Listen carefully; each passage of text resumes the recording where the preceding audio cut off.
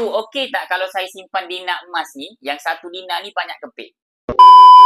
Okey, sebenarnya tuan-puan, bila tuan-puan menyimpan emas ni, kena tengok dari sudut matlamat simpanan. Contohnya, kalau tuan-puan cakap, cikgu, saya ni seronok tengok yang 1 dinar ni banyak keping. Sebab dia punya design ni sangat cantik dan senang untuk saya simpan. Tapi masalahnya sekarang ni, kalau tuan-puan seronok macam ni, okey lah. Tapi kalau tuan-puan cakap, cikgu, kalau saya beli 1 dinar ni, setiap keping 1 dinar ni, kos upah dia RM15. Jadi kalau saya beli 10 keping, saya kena bayar RM15 tu 10 kali. Jadi saya rugilah dari sudut kos upah.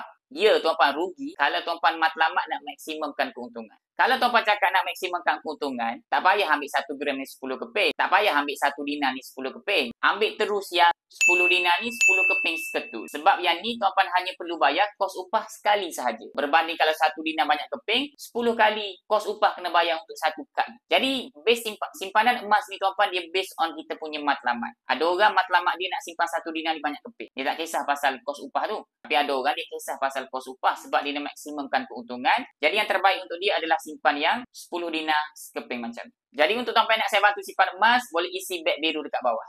Dapat sesuatu tuan-puan, nak lebih banyak ilmu emas dan kewangan, teruskan follow saya.